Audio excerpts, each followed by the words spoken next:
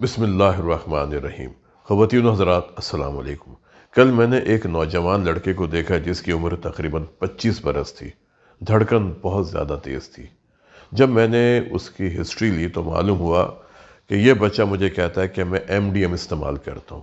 MDMA، methylene ڈائی آکسی میتھامفیٹامین، ecstasy یا مولی، اس نام سے یہ دوائی آتی ہے۔ یہ بچے ان دواؤں کا استعمال کر رہے ہیں۔ جب میں نے مزید پوچھا تو کہنے لگا کہ ہم 4-5 دوست ہیں اور ہم رات کو بیٹھ کے یہ دوائی استعمال کرتے ہیں۔ یہ دوائی گولیوں کی شکل میں آتی ہے۔ کہنے لگا ایک گولی 2 سے 3 ہزار روپے کی ملتی ہے اور ہم بعض اوقات 3 گولیاں استعمال کرتے ہیں۔ اب آپ سوچیں کہ ہمارے نوجوان بچے جب یہ دوا استعمال کریں گے، ایکسٹیسی یا MDMA، تو ان کا کیا حال ہوگا۔ دل کی دھڑکن اتنی تیز ہو جاتی ہے کہ بعض اوقات دوائیں بھی کارگر نہیں ہوتی اور ہمیں کچھ بچوں میں شوق تک لگانے کی نوبت آ جاتی ہے۔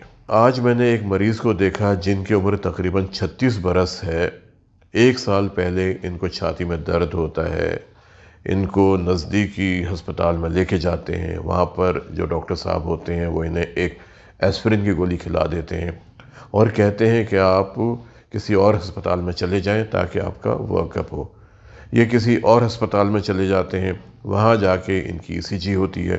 ECG کرنے کے بعد جو وہاں پر ڈیوٹی پر موجود ڈاکٹر صاحب ہوتے ہیں وہ انہیں 4 گولیاں کھلا دیتے ہیں، ایک ٹیکہ لگاتے ہیں اور کہتے ہیں کہ آپ دل کے ہسپتال چلے جائیں۔ یہ دل کے ہسپتال چلے جاتے ہیں۔ دل کے ہسپتال میں جا کے ان کی انجیوگرافی کی جاتی ہے اور انہیں کہا جاتا ہے کہ آپ سرجن سے مشورہ کریں کیونکہ ہو سکتا ہے آپ کا بائی پاس ہو۔ سرجن کے پاس جاتے ہیں، وہ کہتے ہیں کہ ہم ابھی آپ کو دیکھیں گے، آپ 14 دن کے بعد آئیں۔ 14 دن کے بعد ان کو دوبارہ اٹیک ہو جاتا ہے۔ یہ پھر ہسپتال جاتے ہیں اور ہسپتال میں ان کی نالی میں سٹینٹ ڈال دیا جاتا ہے۔ سٹینٹ ڈلوانے کے بعد یہ گھر واپس آ جاتے ہیں۔ کچھ عرصے کے بعد ان کو دوبارہ تکلیف ہوتی ہے، پھر یہ ہسپتال جاتے ہیں تو پتہ چلتا ہے کہ ان کو پھر ہارٹ اٹیک ہو گیا ہے۔ پھر ان کی ایک اور نالی میں سٹینٹ ڈال دیا جاتا ہے اور اس سال جنوری میں ان کو پھر ہارٹ اٹیک ہو جاتا ہے اور اب ان کے دل کے پٹھے کی سکڑنے کی صلاحیت صرف 20% پہ آ گئی ہے۔ آپ یہ دیکھیں کہ 36 سال کی عمر میں اگر مریض ہارٹ فیلئر میں چلا جائے سٹینٹ کے باوجود، ہو سکتا ہے کہ جو ان کو سٹینٹ ڈالے گئے اور خاص طور پہ وہ سٹینٹ جو LED میں ڈالا گیا وہ بند ہو گیا ہو، اسے ہم کہتے ہیں ISR، انٹرا اسٹینٹ ریسٹینوسس، اور اس کی وجہ سے پھر یہ ہارٹ فیلئر میں چلے گئے۔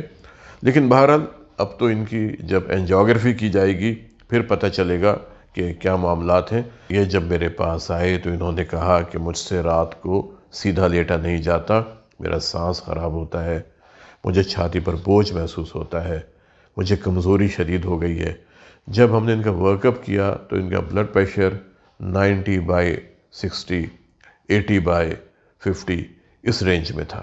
اب آپ سوچیں 36 برس کی عمر، اس میں ہارٹ اٹیک ہو سکتا ہے، اور پھر ہارٹ اٹیک بھی نہیں، ہارٹ فیلئر ہو گیا ہے۔ 3 بچے، ان کو کون دیکھے گا؟ کیسے ان کی پرورش ہوگی؟ کرنا تو خیر اللہ ہی نے ہے۔ ظاہر ہے بچے تو پل جاتے ہیں، لیکن ہمیں سوچنا چاہیے کہ ہم کہاں جا رہے ہیں۔ لاہور میں ایک اور دل کا ہسپتال تعمیر ہو رہا ہے۔ کتنے ہم ہسپتال تعمیر کریں گے؟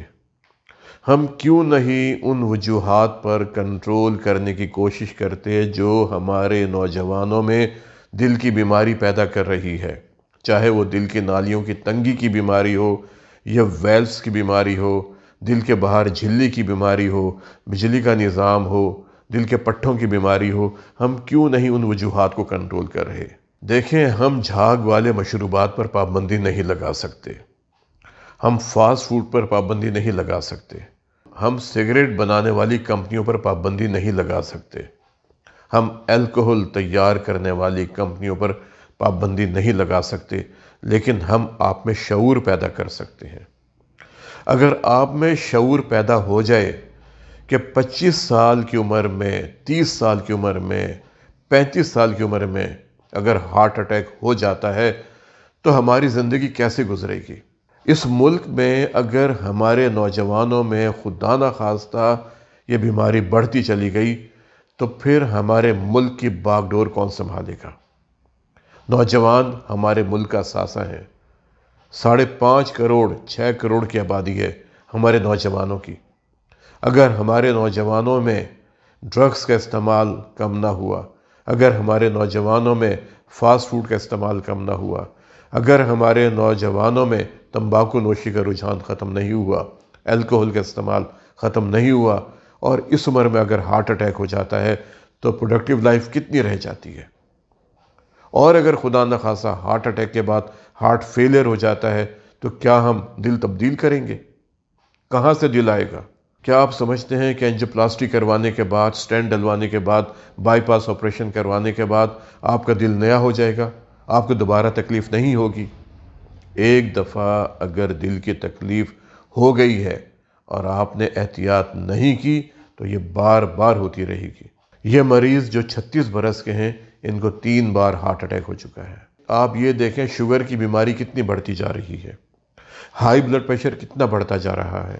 ہمیں سوچنا پڑے گا کہ ہم اپنی صحت کے بارے میں کتنا سیریس ہیں۔ ہمیں ان جگہوں پر پیسہ نہیں لگانا جہاں پر پیسہ ضائع ہوتا ہے۔ میں آپ لوگوں سے ایک سوال کرتا ہوں، ہمارے گھر میں شادی بیاہ کا فنکشن ہوتا ہے، مہندی کی رسم ہوتی ہے، کتنا پیسہ خرچ ہوتا ہے؟ ہمارے ہاں بچوں کی سالگرہ کی تقریب ہوتی ہے، ہم کتنا پیسہ خرچ کرتے ہیں؟ ہمارے ہاں کوئی بھی فنکشن ہو، ہم کتنا پیسہ خرچ کرتے ہیں؟ آپ گاڑی کی ٹیوننگ کرواتے ہیں، کتنا خرچہ ہوتا ہے؟ جب کچھ دوست آپس میں ملتے ہیں یا فیملی گیٹ ٹوگیدر ہوتا ہے، کسی ہوٹل میں جا کے بیٹھتے ہیں تو وہاں پہ کتنا بل بنتا ہے؟ کبھی ہم نے سوچا؟ لیکن ہم اپنی صحت کے حوالے سے کبھی نہیں سوچتے۔ ہم یہ کہتے ہیں کہ ہمارا پیسہ ضائع ہو جائے گا۔ یاد رکھیں، وہ وقت اور وہ پیسہ جو آپ اپنے اوپر لگاتے ہیں کبھی ضائع نہیں ہوتا۔ میں نے آپ کو آج 2 مثالیں دیں۔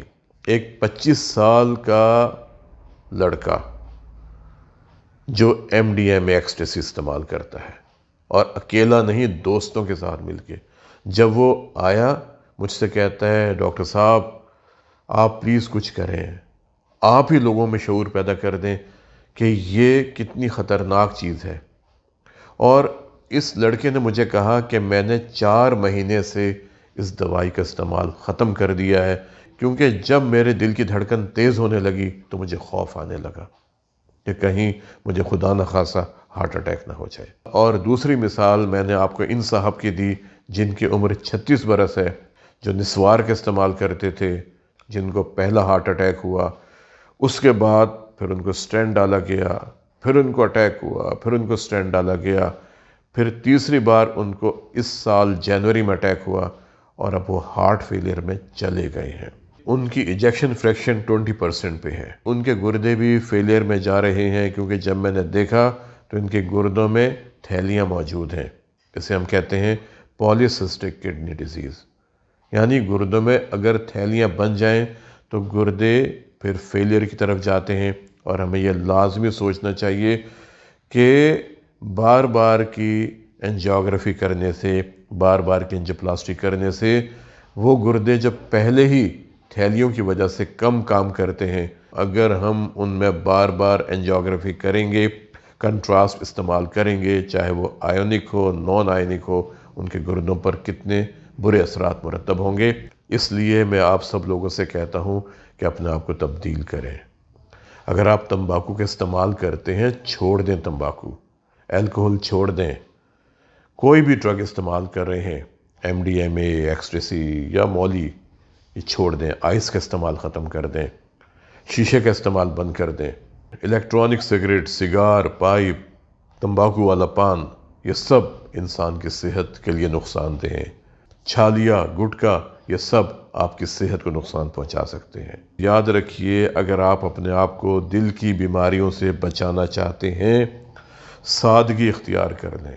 اپنی خوراک میں سادگی، اپنے رہن سہن میں سادگی، اپنے معاملات میں سادگی، اور اس سادگی کے علاوہ اگر آپ کا بلڈ پریشر ہائی رہتا ہے، اگر آپ کو شوگر ہے، اگر آپ کے خون میں کولیسٹرول کی زیادتی ہے، برے کولیسٹرول کی زیادتی ہے، اچھے کولیسٹرول کی کمی ہے، اگر آپ کے خون میں یورک ایسڈ کی زیادتی ہے، آپ کا وزن زیادہ ہے، آپ کو غصہ زیادہ آتا ہے، آپ ہر کام بہت تیزی کے ساتھ کرتے ہیں، آپ پرفیکشنسٹ ہیں کہ میرے کام میں نقص نہ نکلے، آپ ٹائپ اے شخصیت کے مالک ہیں، اپنے آپ کو ریلیکس کریں۔ اگر آپ یہ سمجھتے ہیں کہ آپ کسی آرگنائزیشن کو ہیڈ کرتے ہیں اور یہ آرگنائزیشن آپ کی وجہ سے چلتی ہے، اس خام خیالی کو نکالیں۔ دنیا میں نہ جانے ہم سے پہلے کتنے لوگ آئے اور چلے گئے۔ اگر آپ کی صحت اچھی ہے، اگر آپ کا دل مضبوط ہے تو آپ سارے کام کر لیں گے، آپ آرگنائزیشن کو بھی ہیڈ کر لیں گے۔ لیکن اگر خدا نخواستہ دل کی تکلیف ہو جاتی ہے تو پھر انسان کے کام کرنے کی صلاحیت میں کمی آ جاتی ہے، کیونکہ جب دل کم کام کرے گا، دل کم سکڑے گا، دل کم خون پھینکے گا، دماغ کو خون نہیں جائے گا۔ جب دماغ کو پراپر خون نہیں جائے گا تو دماغ کے کام کرنے کی صلاحیت کم ہو سکتی ہے، فیصلہ کرنے کی قوت کم ہو سکتی ہے، سوچ بچار کی قوت کم ہو سکتی ہے، یادداشت کم ہو سکتی ہے۔ اور اگر آپ کسی بڑی آرگنائزیشن کو ہیڈ کرتے ہیں تو یہ چیزیں اگر کم ہو جائیں، اگر سوچ بچار کم ہو جائے، فیصلہ کرنے کی قوت کم ہو جائے، یادداشت کم ہونے لگے، تو پھر خود آپ سوچیں کہ آپ اس آرگنائزیشن کو ہیڈ کرنے میں کتنا کامیاب ہو سکیں گے۔ اور اگر 25 سے 40 سال کے عمر کے لوگوں کو ہارٹ اٹیک ہو جاتا ہے تو پھر وہ اپنی زندگی میں کیسے آگے بڑھ سکیں گے؟ آج کے لیے اتنا ہی، ملتے ہیں کسی اگلے پروگرام میں ایک نئے موضوع کے ساتھ۔ اپنا اور اپنے خاندان کے افراد کے دل کی صحت کا بہت خیال رکھیں اور کوشش کریں کہ زندہ رہیں ایک مضبوط، صحت مند اور توانا دل کے ساتھ۔ السلام علیکم۔